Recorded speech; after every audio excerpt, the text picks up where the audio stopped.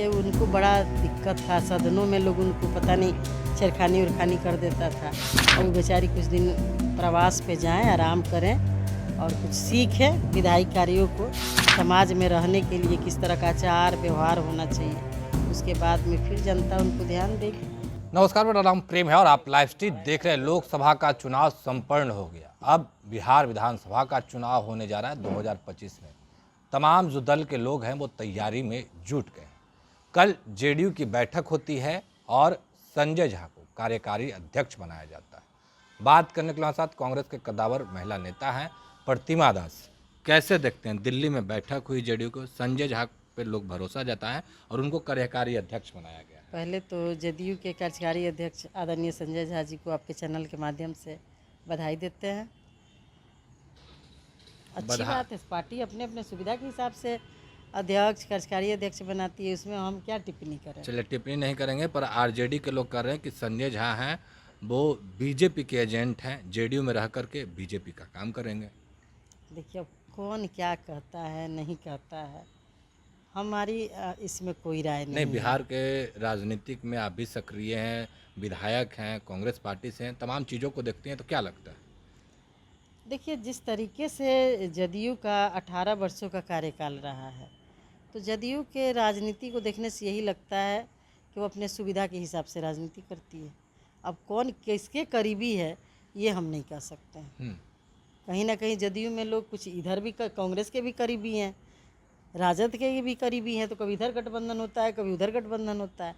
गठबंधन किसी से करिए, लेकिन बिहार को स्पेशल राज्य का दर्जा दिलवाइए, हम यही कहना चाहते हैं। कल तो जेडीयू के कार्यकारिणी की बैठक में यह प्रस्ताव लाया गया था।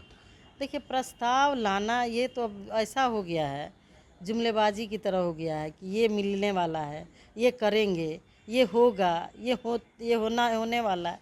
भाई 18 साल से डबल इंजन की सरकार है, केंद्र में है, बिहार में है, ये तो अब बिना मांगे मिलना चाहिए। क्योंकि बिहार के लोगों ने अपना डीएनए टेस्ट भी करवा लिया माननीय मुख्यमंत्री जी के कहने पे।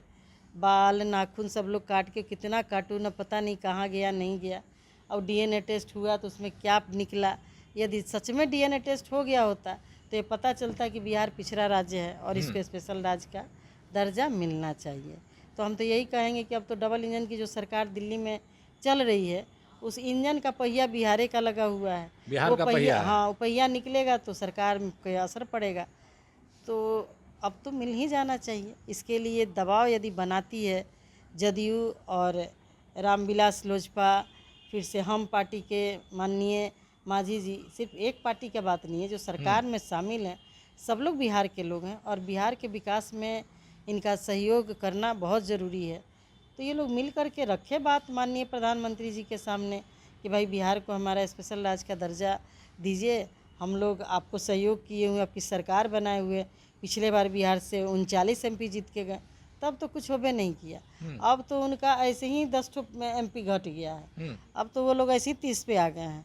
तब तो ये तो हमको लग रहा है कि जुमले बन के रह जाएगा, मिलने वाला कुछ नहीं है। चलिए, आप एमपी की बात कर रही हैं। लोकसभा चुनाव के पहले कांग्रेस पार्टी हो या फिर आरजेडी हो या जेडीयू या बीजेपी, तमाम दल के लोग थे, बड़े बड़े दावा कर रहे थे, पर कहीं ना कहीं बीजेपी 12, जेडीयू 12, पर आप लोग 3 सीट पर अटक गए। आखिर चूक कहाँ हो गया? देखिए हम लोग कभी कोई दावा नहीं करते हैं, क्योंकि कांग्रेस पार्टी जानती है कि चुनाव प्रत्याशी सिंबल होता है। चुनाव जनता लड़ती है और जनता हराती है और जनता ही जिताती है। लेकिन भाजपा के लोग जो कह रहे थे 400 पार, उनसे पूछिए कि उनका नारा का क्या हुआ। 400 पार का क्या हुआ? बिहार में 40 से तो 30 पे आ गए, 39 से 30 पे आ गए। तो जनता आपको नकार रही है। ये तो बीजेपी के लोगों को अब मान लेना चाहिए कि अब हमारा जो साख था, जिस तरीके से हमने झूठ बोल करके भ्रष्टाचार, महंगाई, बेरोजगारी के खिलाफ आप आए थे सत्ता में, अब तो आपका तो बेरोजगारी टाई फिश हो गया। 2 करोड़ नौकरी देने की बात की, बेरोजगारी के नाम पर आप सब कंपनियों, सब सरकारी सेक्टरों को आप प्राइवेटाइजेशन किए जा रहे हैं। 7 वर्ष में 70 आपका पेपर लीक हो गया भाई।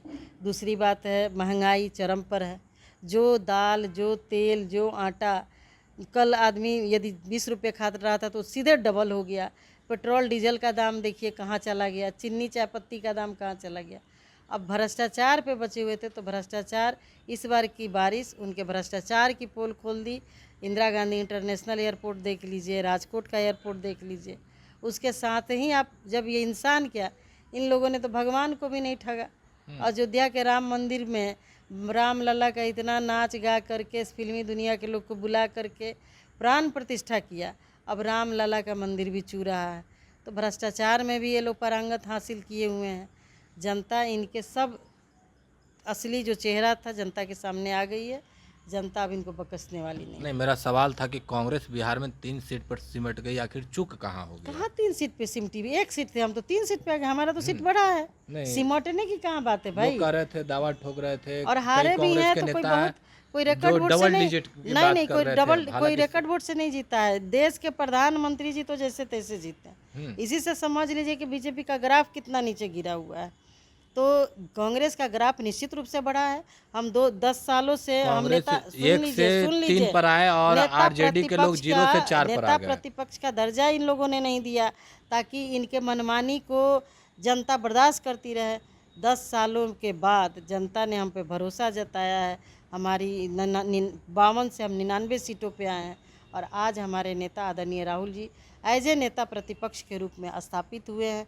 तो पहला उनका देख लीजिए, जैसे ही हम मजबूत स्थिति में आए हैं तो नीट पेपर लीक का मामला उजागर हुआ और साथ ही साथ वो 70 पेपर लीक मामला उजागर हुआ जिसको इन लोगों ने दबा के रखा था।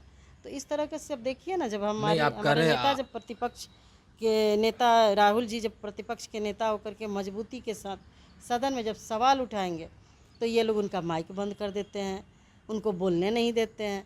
तो इनका तो ये आदत है। नहीं मैडम, हम उस पर भी आएंगे। हम बात कर रहे हैं बिहार में आप लोग को 1 सीट था, 1 से 3 पर आए और आरजेडी 0 से 4 पर आए। आरजेडी के सामने कांग्रेस का कद घट गया बिहार में? बिल्कुल नहीं, हम 9 लड़े तो 3 पे आए। तो जिस तरीके से रेशियो के हिसाब से चुनाव जीता गया है, अब किसी के सामने किसी का कद बढ़ता घटता नहीं है। सब पॉलिटिकल पार्टी हम लोग गठबंधन के लोग। कांग्रेस पार्टी से चूक हुई और भी सीटें आ सकती थी। देखिए, कांग्रेस पार्टी से निश्चित रूप से कोऑर्डिनेशन का अभाव रहा। प्रचार में हमारे लोग थोड़ा सा देर से हम लोग निकले। यदि यही हमारी तैयारी थोड़ी सी पहले होती तो स्थिति कुछ और होती। बिहार में निश्चित रूप से हम लोग 25 से 26 सीट जीतते हैं। बिल्कुल कोऑर्डिनेशन की कमी थी, थोड़ी सी कमी थी।